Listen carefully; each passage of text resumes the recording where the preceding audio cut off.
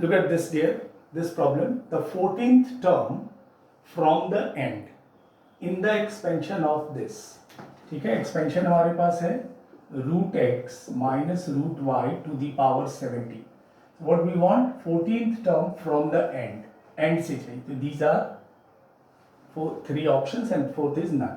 ठीक है, तो हमें क्या चाहिए 14th टर्म फ्रॉम द एंड. टोटल एन हमारे पास 17 है, तो बिगिनिंग कैसे निकल आएगा 17 minus 14 n minus p plus 2th.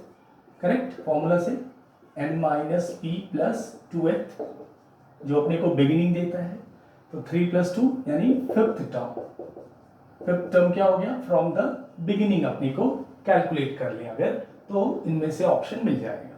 Fifth term कैसे कैलकुलेट होगा 4 plus 1 5.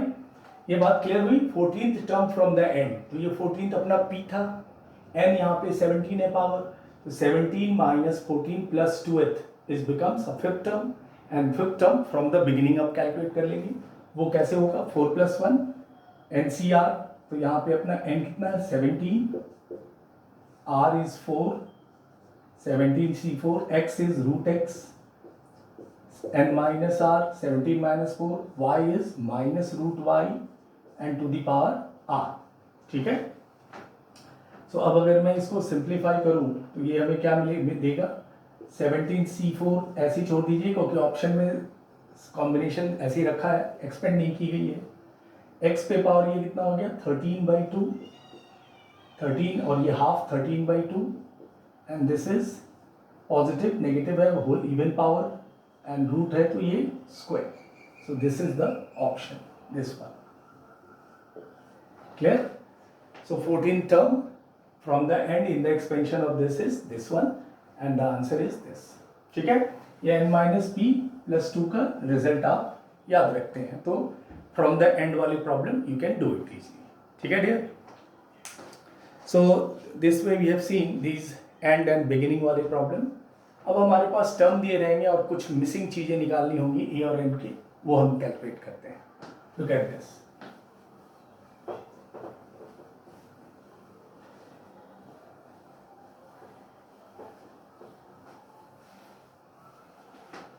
So we have one problem. Look at, given is if the sixth term in the expansion of 1 upon x to the power 8/3 plus x square log x with base 10 whole to the power 3 whole to the power 8 is 1 log 10 with base e, 10 x does not exist. ठीक है, सी question में कह रहा है if the sixth term in the expansion of this, इसका sixth term क्या होगा. ठीक है, if the sixth term in the expansion of this is given 5600, sorry, then x we have to calculate is 5600, ये दी हुई है, सिक्स टर्म दी हुई है 5600, तो हमें x की वैल्यू कैलकुलेट करनी है. Correct, x is what, right. तो सिक्स टर्म है इस एक्सपेंशन का, तो आप सिक्स टर्म कैसे लिखते हैं t 5 plus 1. Correct, six term is 5 plus 1, n is 8, 8cr, r is 5, this is r, NCR x is this total 1 upon x 8/3 to the power n minus r, 8 minus 5 which is 3 n minus r into y हमारा है x square log x with base 10 whole to the power r is 5. ठीक है, ये value दी हुई है 5600, ये value, इसकी value 5600 है. Then we have to find the value of x की वैल्यू चाहिए. फाइंड हियर, हम पहले 8c5 कितना हो जाएगा फैक्टोरियल 8, फैक्टोरियल 5, फैक्टोरियल 3. यहाँ पे x के पावर को कलेक्ट कर लें तो ये हो गया 1/x to the power 8, this 3 get cancelled, here it is x to the power 10 and this is log x with base 10 whole to the power 5. ये 5 इधर नहीं आएगा, ये होल है. ठीक है, and this is given 5600.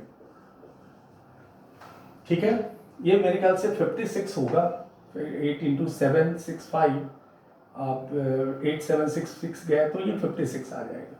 तो 56 into x square into log x with base 10 whole 5 equals to 5600. ठीक है, कैलकुलेशन देख रहे हैं आप, लॉग वाले प्रॉब्लम्स, लॉग के प्रॉपर्टीज वगैरह क्लियर है आपको. बट यहाँ लॉग का कोई प्रॉपर्टी, ये 5 इधर नहीं आएगा, ये होल है. फाइन, अब यहाँ से 5600 हो गया. क्लियर. अब मुझे x ऐसा लग रहा है कि अगर मैं x 10 लिख दूं, यहाँ डाल दूं ऑप्शन से, तो हमारा ये इक्वलिटी इक्वल हो जाएगा. कैसे? ये 100 log 10 with base 10 1, so 100 equals to 100, so x equals to 10 is the right answer. right? तो आपने कैसे किया, 6 टर्म दी हुई थी 5600, तो आपने t5 + 1 ओपन किया इस एक्सपेंशन का, जो 8c5 x to the power n minus r y to the power r, this is equal to given 5600. अब आपने इसको सिंप्लीफाई किया, 8c5 which came 56, ये पावर सिंप्लीफाई किया x square and log x with base 10 whole 5, ऐसे ही रखा हमने. और यहाँ से आपने x का ये ऑप्शन एक में से उठा के डाल दिया, 10 डालेंगे तो दोनों इक्वल हो जाएगा. सो 10 इज द करेक्ट आंसर. ठीक है डियर. तो ये सिचुएशन ऐसा भी है कि जब आपको टर्म दिए हुए हैं और मिसिंग x a कुछ भी निकालना होता है. Clear? I believe all of you understood. Term पता होना चाहिए, टर्म कैसे लिख रहे हैं, पावर सिंप्लीफिकेशन, एंड में आपने ऑप्शन सब्स्टिट्यूट कर दिया. आप यहाँ से ऑप्शन देख के यहाँ नहीं कुछ कर सकते हो. Fine. So you have to reach till here and then you substitute the option. Fine? चलिए नेक्स्ट आते हैं टर्म. ये सारे कुछ टर्म के कुछ प्रॉब्लम्स थे. अब हम बाइनोमियल के सेकेंड सेगमेंट पे एंटर करते हैं. That is very huge, which is known as coefficients. Binomial में जो मैक्सिमम सम्स होते हैं कॉम्पिटिटिव एग्जाम में, वो कोएफिशिएंट्स बेस्ड ज़्यादा होते हैं. ठीक है. सो वो कोफिशिएंट्स के कुछ प्रॉब्लम, इसके कंसेप्ट में ऐसा ही है कि r+1 टर्म निकालने हैं होते हैं और कोफिशिएंट्स के पावर को इक्वेट करके हम वैल्यू कैलकुलेट करते हैं. ठीक है. तो हम आते हैं कोएफिशिएंट कैलकुलेट करने के लिए. तो ये कैसे आपको समझ में आएगा कि किस तरह का ये प्रॉब्लम हो सकता है. Now see, I will take one problem. See the problem is, it is given the coefficient of, question मैं लिख रहा हूँ, the coefficient of coefficient of x to the power 32 in the expansion of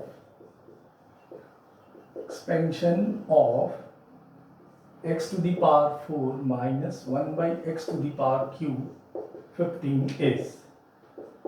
options भी दिए हुए हैं.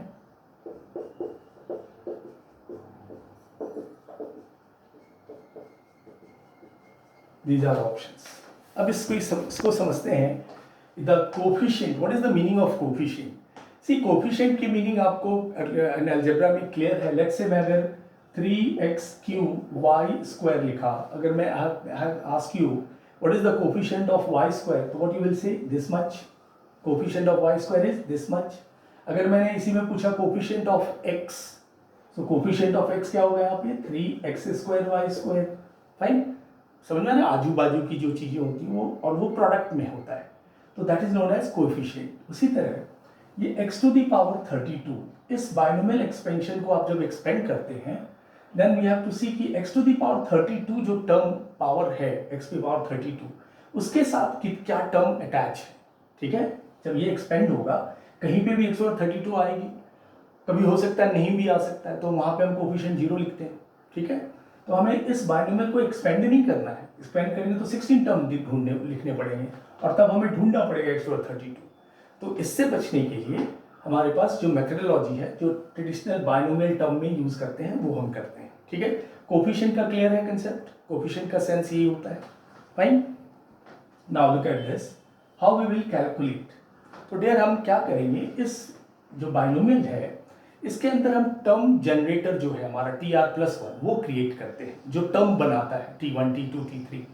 तो इसके लिए हमें T, because we don't know ना किस टर्म में ये x to the power 32 बैठा है, तो हमें वो पहले वो टर्म निकालने होंगे. So TR+1 we know, general term. NCR we don't know, मुझे पता नहीं किस टर्म पे है ये x to the power 32 आ रही है.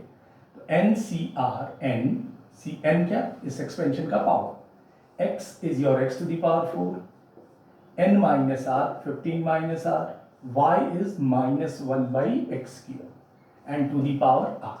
ठीक है, so this I have written general term ncr x to the power n minus r y to the power r, यानी ये जनरेट ये टर्म प्रोड्यूस करेगा इस बाइनोमियल की एक्सपेंशन। आप जीरो डालें तो पहला आ जाएगा 50, जो भी इसको वैल्यू आएगी वो इसका पहला टर्म आ जाएगा।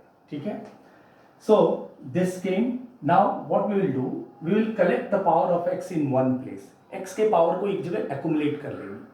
so वो कैसे पॉसिबल है, 15 CR like this, ये इंटू हो गया 60 माइनस 4R, ये -1 पे पावर r अलग कर लें, -1 पे पावर r, और ये ऊपर आके x पे पावर -3r। ठीक है, ये ऊपर आ गया। so finally 15 CR x पे 60 minus 7r power -3r -4r into this is -1 to the power r। ठीक है, so what I did, मैंने x के पावर को एक जगह कलेक्ट कर लिया। ऐसा क्यों किया, क्योंकि ये और इस 32 ये पावर और ये 32 पावर सेम होनी चाहिए, तभी तो ये कोफिशिएंट हो जाएंगे। यहाँ पे अगर मैं 32 लिख दूँ तो आजू बाजू उसका कोफिशिएंट हो जाएगा। अंडरस्टूड? तो हमने x के पावर को एक जगह एक्यूमुलेट करना, तो कोफिशिएंट में यही करते हैं कि जिसका भी कोफिशिएंट निकालना उसके पावर्स को एक जगह आप एक्यूमुलेट करें। Correct? So now for coefficient what will do, हमने इस 32 को इक्वेट कर देना है 60 माइनस 7r से, 60 माइनस 7r से, जहां से हमें r मिल जाएगा। r मिल जाएगा तो कोफिशिएंट आ जाएगा, यहाँ पे r की वैल्यू डालेंगे, यहाँ r की वैल्यू डालेंगे, we'll get the coefficient। so now 7r is here and this is here, so 28, so r came 4। ठीक है, यानी फिफ्थ टर्म में x to r 32 बैठा है, ये तो क्लियर हुआ। r 4 है, 4 + 1 यानी फिफ्थ टर्म में ये x to r 32 है। अब इसकी कोफिशिएंट क्या है, therefore कोफिशिएंट क्या हो जाएंगे, 15c4 r4 आ गया है। इसमें आप r की वैल्यू डालो तो देखो x to r 32 आएगा, 60 माइनस 28, वो नहीं लिखना है आपने क्योंकि उसके कोफिशिएंट बताने हैं आपको। -1 to the power 4, r4 आ है, r is 4, so ये पॉजिटिव, so 15c4 इसकी जो वैल्यू होगी ये आप कैलकुलेट कर लें। 15c4 आप देखो, factorial 15 factorial 4 into factorial 11, 15 14 13 12 and this is 4, 3 and 2, so I believe 12 get cancelled, 2 7, 15 7 ja 105 into 13 1365 and positive क्योंकि ये इवन पावर है, so 1365 is the answer। Fine, ये कोफिशिएंट की बात क्लियर हुई। कैसे कैसे हमने किया, x to r 32 की कोफिशिएंट चाहिए इस एक्सपेंशन में, हमने इस एक्सपेंशन का जनरल टर्म प्रोड्यूस किया, वहाँ पे x के पावर को एक जगह एक्यूमुलेट किया। ठीक है, ये आ गया 60 माइनस 7r, ये इक्वल टू होना चाहिए 32, तभी कोफिशिएंट x to r 32 यहाँ दिखेगा। देन 60 माइनस 7r को मैंने 32 से इक्वेट करके r निकाल लिया। r ने क्या बताया कि फिफ्थ टर्म में x to r 32 है, so what is the coefficient then, 15c, r की जगह आपने 4 पुट किया, 15c4, यहाँ पे तो पुट करोगे तो x to r 32 ही मिलेगा, तो ये तो लिखना नहीं है क्योंकि इसकी कोफिशिएंट बताने हैं अपने को, x to r 32 की कोफिशिएंट, और यहाँ पे -1 to the power r, so after simplifying you will get 1365, this is the answer। ठीक है डियर, सो कोफिशिएंट में I believe you understood the methodology, क्या करना होता है, जो पावर x है उसको एक जगह एक्यूमुलेट करें। ठीक है, एक और सिचुएशन देखते हैं। कोफिशिएंट को मैंने आपको बोला ये काफ़ी वास्ट एरिया है, इसमें बहुत सारे वैरायटी अभी दिखेंगे आपको। आइए नेक्स्ट सिचुएशन देखते हैं कोफिशिएंट पे। आई बिलीव ये कोफिशिएंट वगैरह all of you have done in class 11 also, so आप 11 के टेक्स्ट बुक के सारे प्रॉब्लम्स जो हैं वो जरूर बनाएं कोफिशिएंट वाले, एक्सपेंशन के। करेक्ट है, आइए एक और सिचुएशन देखते हैं कोफिशिएंट पे। The coefficient of x to the power -4 in the expansion of 4x upon 5 plus 5/2x to the power 8, 625 1875 4375 9. ठीक है, coefficient of this time we are looking x to the power -4 का, correct. So again क्या चाहिए अपने को, r+1 term, generator तैयार करना पड़ेगा जो टर्म प्रोड्यूस करता है, यानी general term of this expansion.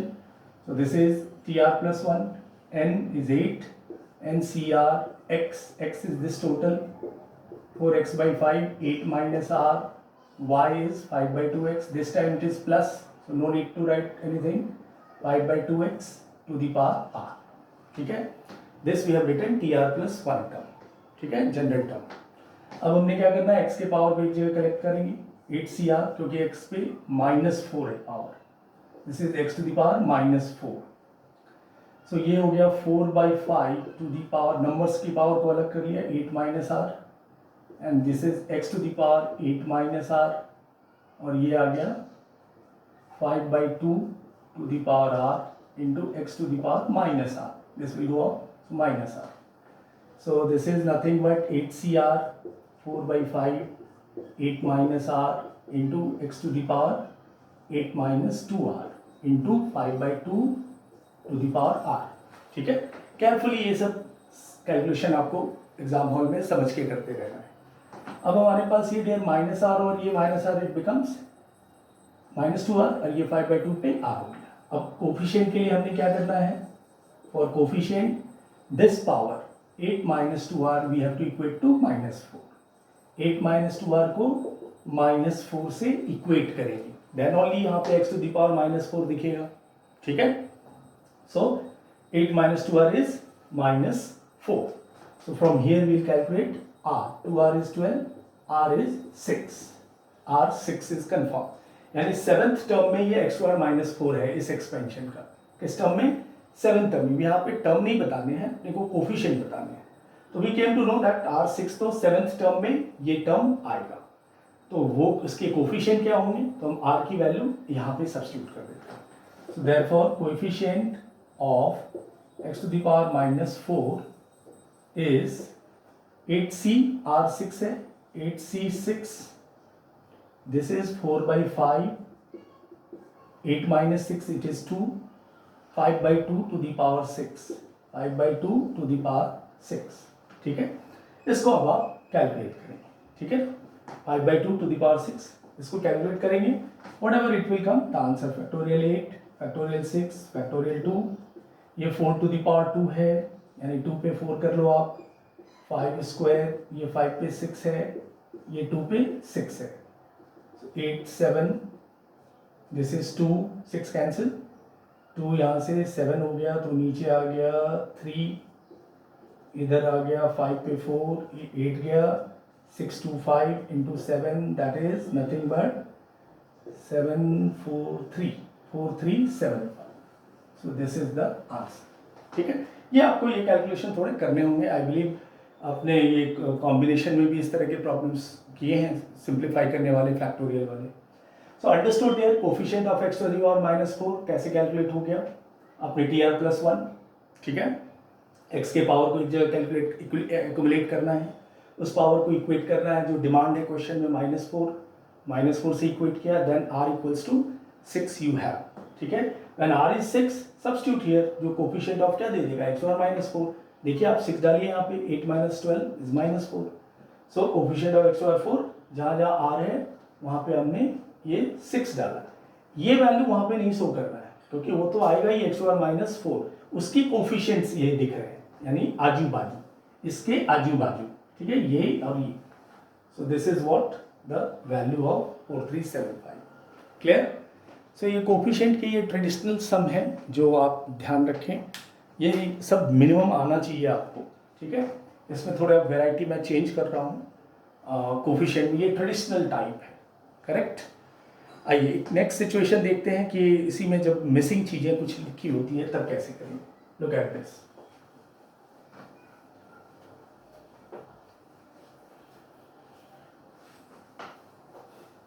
Means coefficient दिया हुआ होगा, उसमें मिसिंग कुछ चीज़ें कैलकुलेट करने होंगे.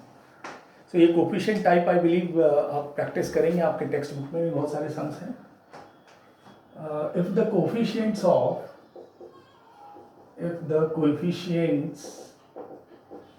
of x to the power 7 and x to the power 8 are equal in the expansion of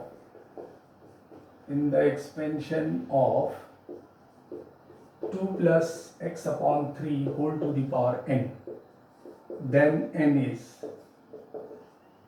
15, 45, 55, 65. ठीक है. अब this question में what it is given, coefficient of x to the power 7 and coefficient of x to the power 8 are equal दिया हुआ है this expansion में. तो what is n? n क्या है, इसका पावर क्या है, यानी इस एक्सपेंशन में कौन कितनी पावर होगी भाई, n इसमें से कौन होगा.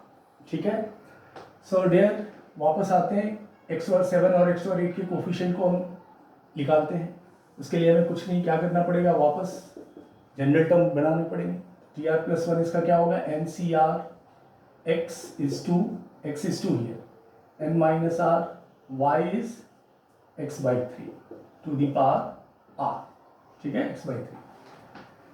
तो यहाँ से हमने x के पावर को अगर एक जगह लिया तो ये n C r 2 to the power n minus r into x to the power r upon 3 to the power r. ठीक है. तो आर एक्स 7 है, यानी आर 7 होगा तो ये सारे उसके कोफिशिएंट हो जाएंगे. ठीक है. तो यहाँ से अगर मैं coefficient of x to the power 7 लिखूँ तो आर की वैल्यू यहाँ 7 डाल देते हैं, तो ये सारे उसके कोफिशिएंट हो जाएंगे.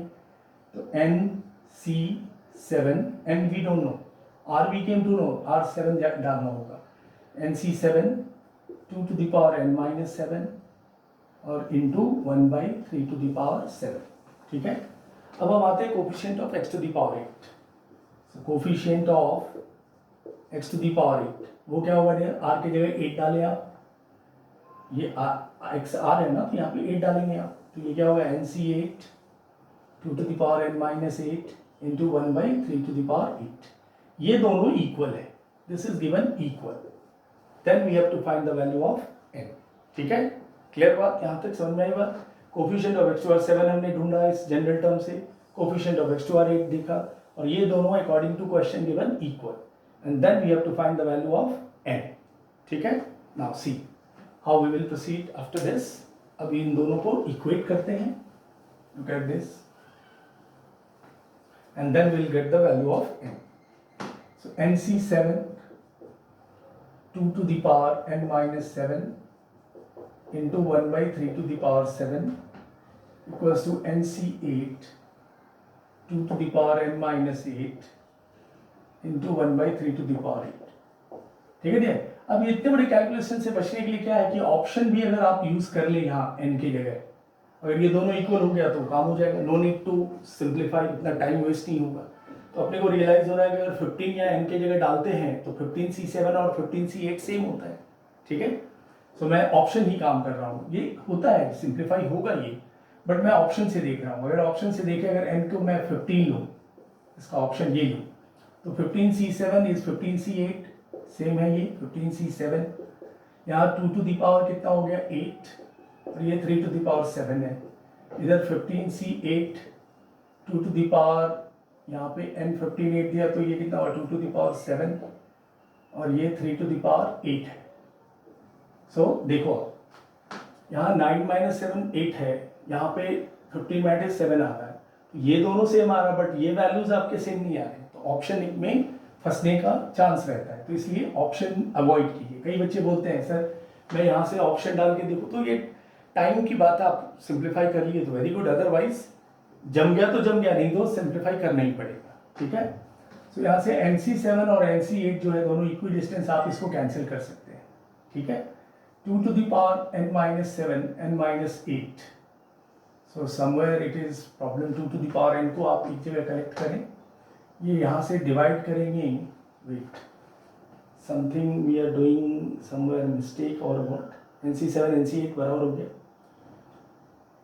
15. आई बिलीव आंसर होना चाहिए, इसका चेक कर लूँ मैं ज़रा. अगर वहाँ क्योंकि 2 कैंसिल हो रहा है वो बार बार, है ना. क्वेश्चन नंबर 8 में इसमें अपने को चाहिए द वैल्यू ऑफ n चाहिए, ठीक है। So this is we are getting value of this 55 मिल रहा है n, यानी वो सिंप्लीफाई करना ही पड़ेगा अपने को, ठीक है। NC8 और NC7 ये इक्वल नहीं होगा क्योंकि n कैसे, n ही नहीं पता है ना, n ही चाहिए ना अपने को, इसको हम कैंसिल नहीं कर सकते, ठीक है। तो इसको आप इधर कर लें, NC8 इसको नीचे ले आए, NC7 वो फॉर्मूला यूज़ करेंगे NCR अपॉन NCn माइनस वाला, और ये सारे टर्म को उधर ले जाए आप, 3 to 7 3 to the power 8, तो ये 3 आ गया, ये मैंने इसको ये इधर लिया है तो इसके नीचे वो आ जाएगा n-7, ये n-8, और ये हमने इधर रखा है, इसको नीचे भेजा है, इसको उधर भेज रहे हैं ना, तो ये 3 आ गया, ठीक है। सो यहाँ पे n इसकी वैल्यू कितनी होगी, n कैंसिल, तो 2 to the power this comes into 3, n cancel, -8 + 7 हो गया, तो 2 2 3 या 6, NC8 अपॉन NC7, इसके लिए मैंने बोला आपको n-r+1 वाला रिजल्ट यूज़ कीजिए। सो NC8 अपॉन NC7 को अगर आप सिंप्लीफाई करते हैं, सो this is somewhere NC8 upon NC7 it gives n-7, ठीक है। ये इसको सिंप्लीफाई किया जाए तो ये n-7/8 देगा, ठीक है। इसको आप सिंप्लीफाई कर लें फॉर्मूला से, n-7 अपॉन 8 इक्वल्स टू 6, तो ये हो गया dear n-7 is 48, n coming to be 55, so n हमारा क्या आ रहा है 55। तो ये सिंप्लीफाई करने पे आप इसको सिंप्लीफाई करेंगे तो n की वैल्यू 55 मिल जाएगी, ठीक है। तो ये जो यहाँ पे काम है, वो जो फॉर्मूला मैंने लिखा था ना, NCx upon NCR upon n-r+1 upon r, वो यूज़ करेंगे आप, ठीक है। तो ये डायरेक्ट n-7/8, या फिर आप इसको तोड़िए डायरेक्ट NCR वाले मेथड से, n = 55 मिल गया, ठीक है। अंडरस्टूड क्या करना है, थोड़ा रन टाइम है, इसको इस तरह के प्रॉब्लम में आई डोंट थिंक ये इतना लेंदी आता है, बट चांस है अगर आ गया तो आप you will able to do it, ठीक है ना।